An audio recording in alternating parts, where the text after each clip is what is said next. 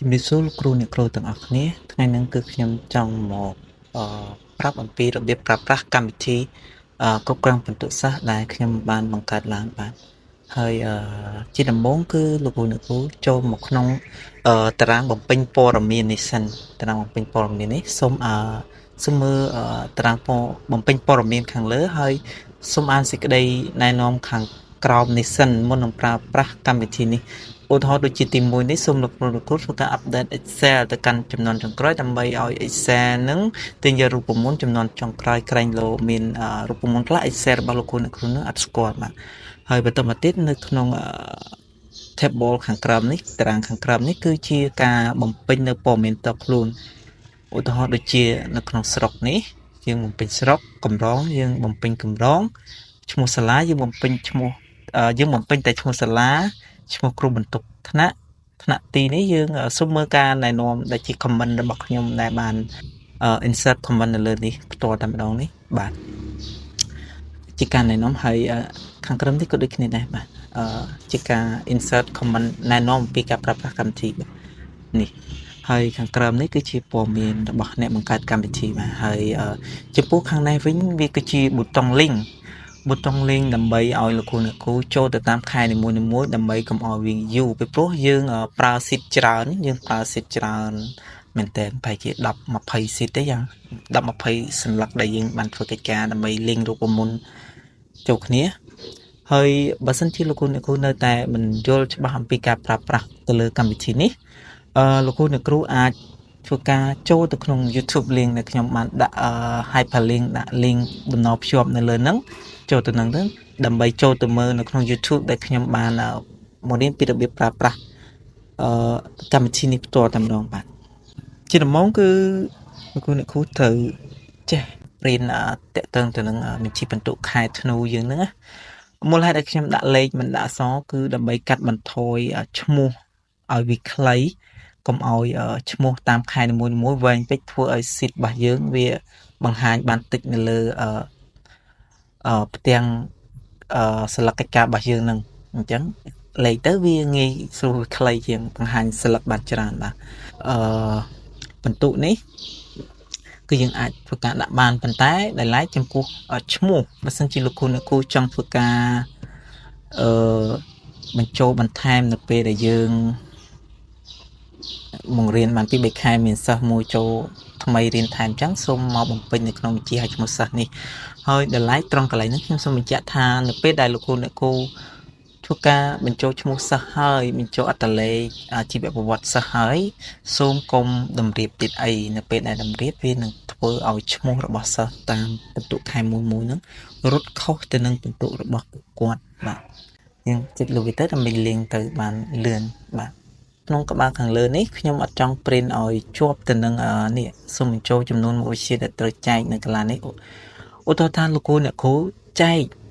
នឹងប្រមាណ12មុខឬក៏10មុខលោកអ្នកគ្រូគ្រាន់តែធ្វើការបញ្ចូលទៅលើមុខវិជ្ជាដែលចង់ចែកនៅក្នុងកន្លែងនោះឧទាហរណ៍ថាចង់ចែកតែ10មុខទេសូមសរសេរលេខ10នៅទីនេះហើយនោះរូបមន្តវានឹងកណនាដោយស្វ័យប្រវត្តិគឺដោយសារតែយើងមិនអាចចែកមេគុណដោយប្រើរូបមន្ត average បានទេពីព្រោះនៅសាលាបឋមយើងអាចចែកតាមរយៈដូចជា12មុខអីបានប៉ុន្តែដូចនៅអនុវិទ្យាល័យឬក៏វិទ្យាល័យគណិតមេគុណ2ភាសាខ្មែរមេគុណ2អញ្ចឹងមុខវិជ្ជាទាំងអស់វាឧទាហរណ៍ថា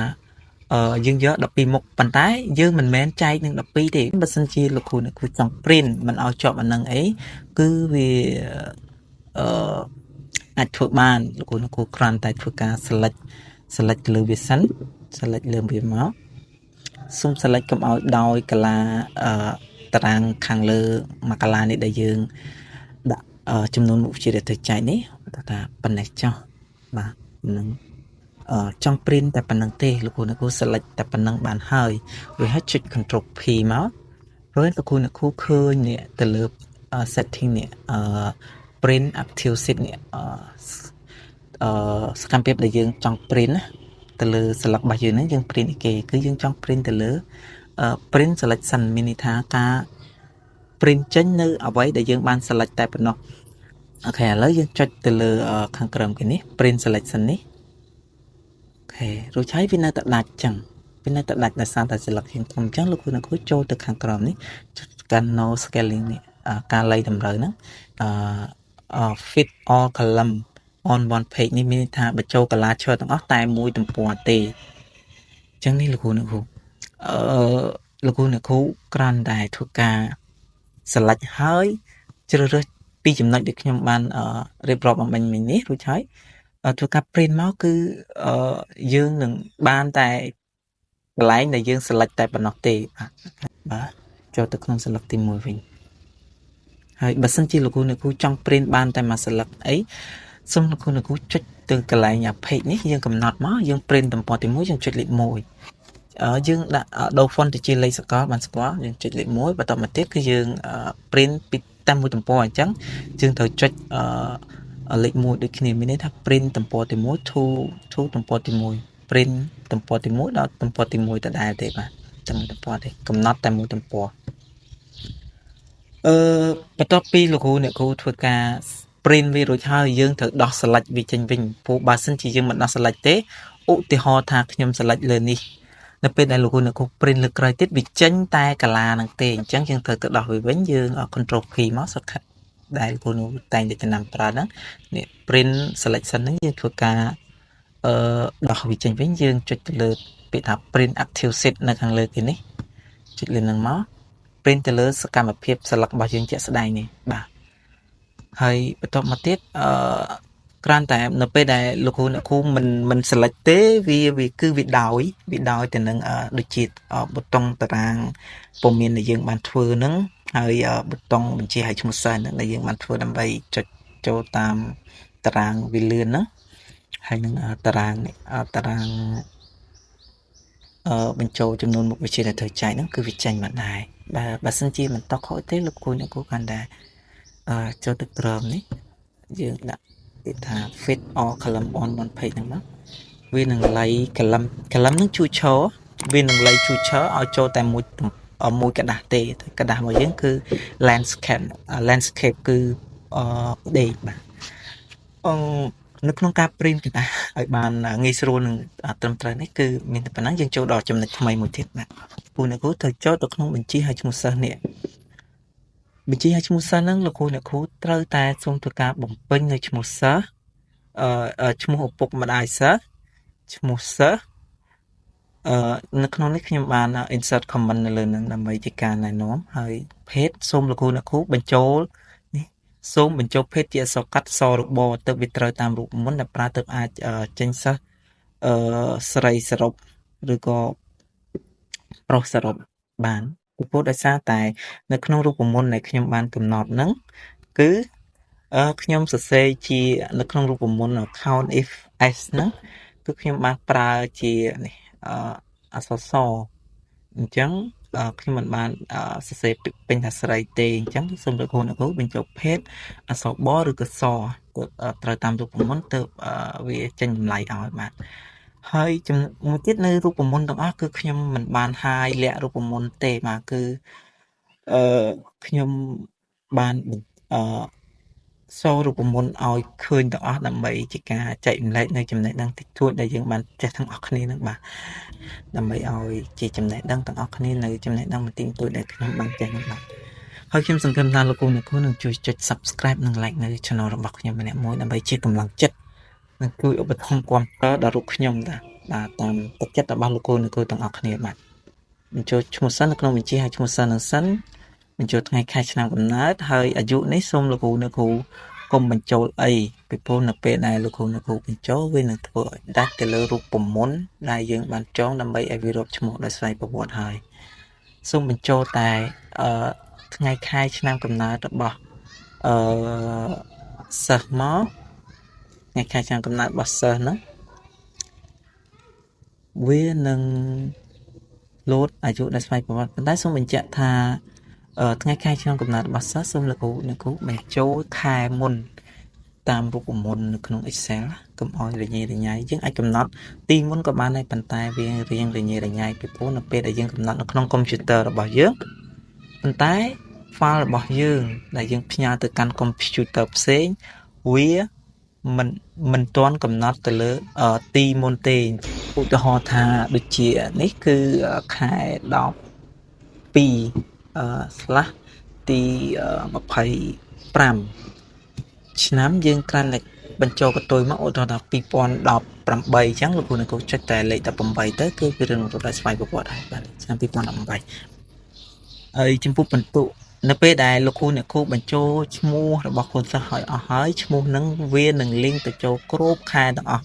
ពីខែ12ខែ1ខែ2រហូតទៅដល់ខែ8ដែលជាខែដែលយើងវិស្សមការធំហ្នឹងមហាវិស្សមការហ្នឹងវានឹងរត់ឈ្មោះហ្នឹងទៅទាំងអស់ហើយលោកគ្រូអ្នកគ្រូមិនអាចកែបានទេនៅកន្លែងហ្នឹងបើចង់កែត្រូវកែមកនៅក្នុងបញ្ជីឲ្យឈ្មោះសិស្សនេះសិនទើបអាចកែបានបាទហើយបន្តមកទៀតគឺយើងនៅក្នុងនេះយើងអាចបានតែបន្ទុកទេហើយចំពោះការតម្រៀបវិញក៏យើងមិនអាចធ្វើការតម្រៀបបានដែរយើងមិនអាចតម្រៀបបានទេលោកគ្រូអ្នកគ្រូបើចង់តម្រៀបគឺយើងត្រូវមកតម្រៀបនៅក្នុងចំណាត់ថ្នាក់ខែ12នេះបាទនេះដែលជាបតុងរបស់យើងនេះបតុងតម្រៀបចំណាត់ថ្នាក់នេះយើងចុចទៅលើពាក្យថា small to large ខាងលើនេះ A to Z នេះដើម្បីតម្រៀបពីតូចទៅធំហើយម្យ៉ាងទៀតចំពោះថ្ងៃខែគឺសូមលោកគ្រូបញ្ចូលនៅក្នុងបញ្ជីបន្ទុកខែ12នេះយើងមិនអាចបំពេញថ្ងៃខែនៅក្នុងបានទេដោយជាក់ស្ដែងមកចាំមើលខ្ញុំចុចលើនេះគឺយើងមិនអាចបំពេញបានទេគ្រូអ្នកគ្រូកាន់តែមកបំពេញទៅលើឧទាហរណ៍ថាចំណាត់ថ្នាក់ខែ12តារាងកិត្តិយសខែ12នេះលោកគ្រូអ្នកគ្រូមកបំពេញថ្ងៃខែនៅក្នុងបន្ទុកខែ12នេះនោះវានឹងរត់ដោយស្វ័យប្រវត្តិចូលទៅក្នុងចំណាត់ថ្នាក់ខែ12តារាងកិត្តិយសខែ12តារាងកិត្តិយសចំពោះតារាងកិត្តិយសនេះគឺចាប់ពីលេខ1រហូតដល់លេខ5នេះគឺវារត់ដោយស្វ័យប្រវត្តិមកពីចំណាត់ថ្នាក់ខែ12នេះដែលខ្ញុំបានចងរូបមន្តឲ្យវារត់ស្វ័យប្រវត្តិនេះបាទហើយសូមបញ្ជាក់ត្រង់ចំណុចសំខាន់បន្តិចក្នុងកម្មវិធីនេះគឺខ្ញុំមិនគិតថ្លៃទេគឺខ្ញុំប្រឹងប្រែងសរសេរវាបង្កើតវានិងកែប្រែនៅកំហុសជាច្រើនលើកជាភាសាមកនេះគឺឲ្យប្រើប្រាស់ free ប៉ុន្តែខ្ញុំក៏សូមអរគុណដល់លោកគ្រូដែលបានជួយឧបត្ថម្ភនៅ QR code របស់ខ្ញុំនេះដែលខ្ញុំបាននៅលើនេះហើយនឹងជួយ subscribe នៅchannel YouTube របស់ខ្ញុំបាទគឺខ្ញុំសូមអរគុណដល់លោកគ្រូទាំងអស់គ្នាដែលបានជួយឧបត្ថម្ភបាទម្យ៉ាងទៀតនៅក្នុងតារាងកិត្តិយសនេះលោកគ្រូអ្នកគ្រូអាចធ្វើការprint មួយស្លឹកទៅដូចចំណាត់ថ្នាក់របស់យើងបានគឺយើងចុច Control P មករួចហើយយើងធ្វើការកំណត់នេះទំព័រទី1ដល់ទំព័រទី1នេះដើម្បី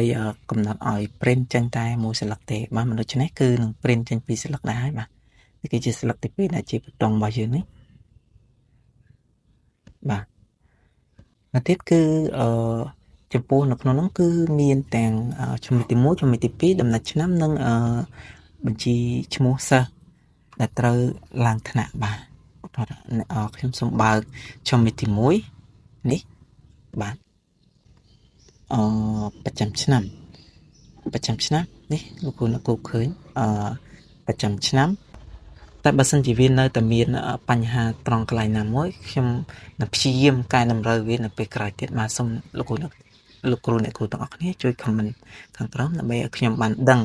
ខ្ញុំនឹងកែលម្អបញ្ហាទាំងអស់ហ្នឹងឡើងវិញម្ដងទៀតបាទម្យ៉ាងវិញទៀតសូមលោកគ្រូកុំធ្វើការកែឈ្មោះសិទ្ធិរបស់យើងនេះកែឈ្មោះសិទ្ធិរបស់យើងមួយស្លឹកហ្នឹងសូមកុំធ្វើការកែប្រែវាអីតែកែប្រែទៅឈ្មោះដែលយើងកែប្រែថ្មីហ្នឹងវានឹងខុសពីឈ្មោះដែលយើងបានធ្វើដំណ link ជាមួយនឹងតារាងបំពេញព័ត៌មាននេះឧទាហរណ៍ថាខែមករាហ្នឹងខ្ញុំបានសរសេរឈ្មោះបន្ទុកខែ1ខ្ញុំបានបញ្ចូល link មានថាតបភ្ជាប់ link វាឲ្យមួយខែហ្នឹងបើលោកគ្រូកែដំណ link នៃបន្ទុកខែ1ហ្នឹងវានឹងដាច់វានឹងលែងដំណើរការឧទាហរណ៍ឥឡូវខ្ញុំដាក់ថាខ្ញុំ rename ខ្ញុំសិក្សាការដូរខ្លះដាក់ថាបន្ទុកខែកតេចាស់នោះប៊ូតុង link របស់យើងតាមខែមួយនេះវានឹងលែងដំណើរការហើយដោយសារតែវាខុសទៅនឹងឈ្មោះដែលយើងបានកំណត់អញ្ចឹងលោកគ្រូចុចទៅគឺreference isn't valid មានន័យថាវាអត់មានតម្លៃនៅក្នុងការចូលទៅកាន់ទេអញ្ចឹងសូមលោកគ្រូអ្នកគ្រូកុំធ្វើការកែទៅលើ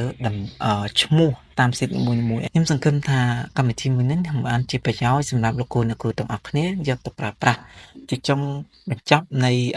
ការប្រើប្រាស់កម្មវិធីគ្រប់គ្រងបន្ទុកសិស្សនេះខ្ញុំសូមអរគុណដល់លោកគ្រូអ្នកគ្រូទាំងអស់គ្នាដែលបានមានចិត្តជួយឧបត្ថម្ភទៅលើការបង្កើតកម្មវិធីគ្រប់គ្រងបន្ទុកសិស្សដែលជាស្នាដៃរបស់ខ្ញុំបាទសូមអរគុណសូមជម្រាបលាហើយយើងនឹងជួបគ្នានៅវីដេអូបន្តទៀត